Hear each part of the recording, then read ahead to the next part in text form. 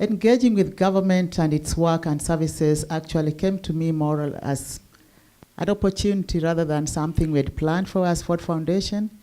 We are not planned to work with the government. We are working supporting grantees. And when this Infotech came to ask for support to attend Africa Union meeting where they were going to look at government service delivery, actually gave them a 1-year grant. And when they came back and they were finalizing under the Ministry of Devolution, I was invited for a meeting.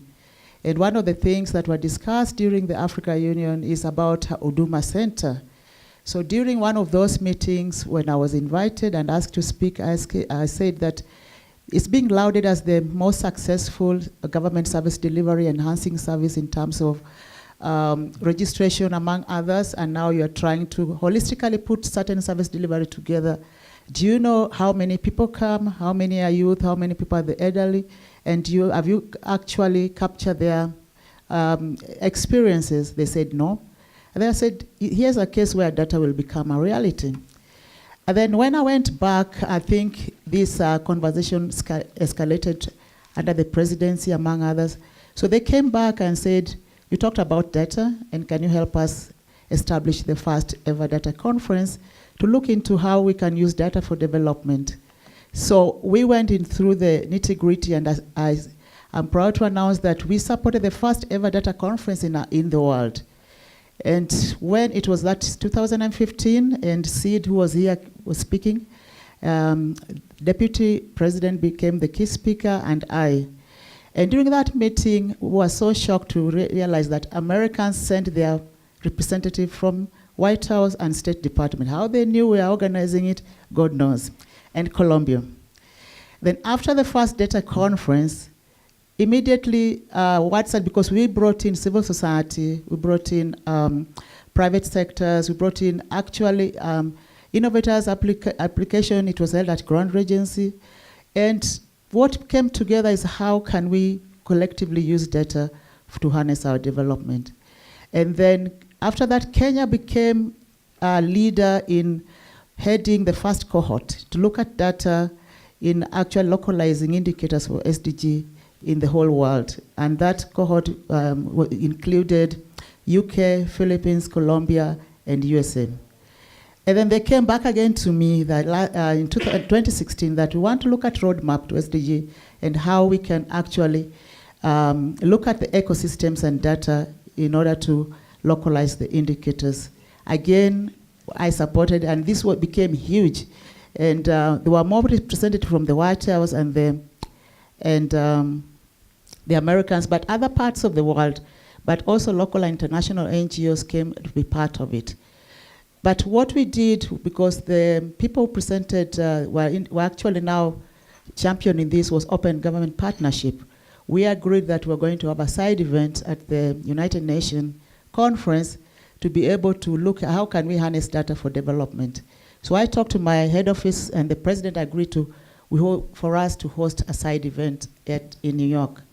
This side event attracted over 80 countries. Belgium Prime Minister was there.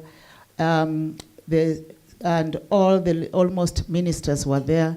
And head of Google, head of Yahoo, head of Microsoft, all the technology organization. And that's where they announced that we're going to have the World Data Forum. But what came out clearly during that time is how data is going to be bigger than oil. And unless we take advantage of data as a developing country, we're going to miss again the way we missed the Industrial Revolution.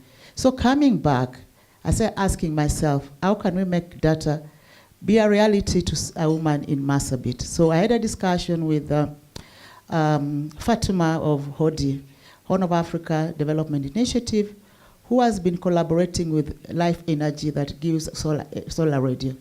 That Northeastern has been actually being seen as a never-ending problems region with poverty, terrorism, people dying. And so when I engage with them and start talking to the women, they say, actually, we saw, you two guys are talking about drought, as we saw rain last year in April.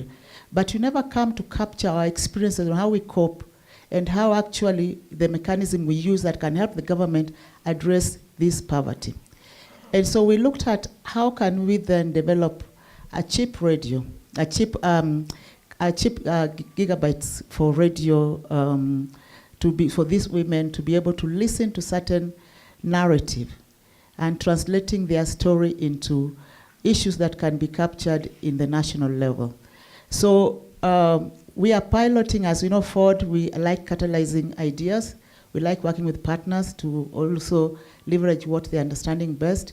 So we are working now with Hodi and had a discussion with Dr. Jenga of Strathmore, how we can actually collectively co-create this radio chip development so that solar radio can be used to access information in the village. And from that way, I can capture actually what Stephen Flower of one of the leading data journalism once say, that unless we translate numbers into information that can able to attract attention, then we'll always be missing it. But also, why is it that when we translate visual, we connect visualize with the data and information, people pay a lot of money in the film. Why can't you do the same with data? So lesson learned from this, that you don't have to be, because I'm not an expert, I just supported an initiative that became the game changer in the global market. But also, our Kenya government, they didn't know, became the leader in all this, because they're now being seen, even the World Data Forum, UK say, we are coming to Kenya to learn. You know, but if they're how are they prepared, I don't know. Because there is an area, and for me also, Ford Foundation was not looking at data. And later on, when we were trying to change strategy, quickly the global office said, how can we address social justice issues without looking at how data have been able to use, to look at data to understand the embedded social justice malpractices and traditional that is affecting the people we are trying to address, to focus on. 2015, I decided, so, you know, you cannot come to Africa without looking at data. So it asked me, can you do a concept? So I said, I do a concept on condition that 2016, you are leader of because you always host on the sideline of the UN heads of state. So that heads of state says, okay, can you focus on data and how governments are going to use data? So last year he did. And when he did, actually invited Uhuru, and Uhuru says that since we know that that idea came from Kenya, I'm going to co-host it with you. But because the president didn't go, they co-hosted with the vice president. But now what Bloomberg is trying to do actually is all his program to use data as a portal in order to leverage his work within the continent and supporting all governments in the statistical research and daily whatever. I don't know whether the Kenya government has captured, but I know Ethiopia, among others, actually is using it. Okay.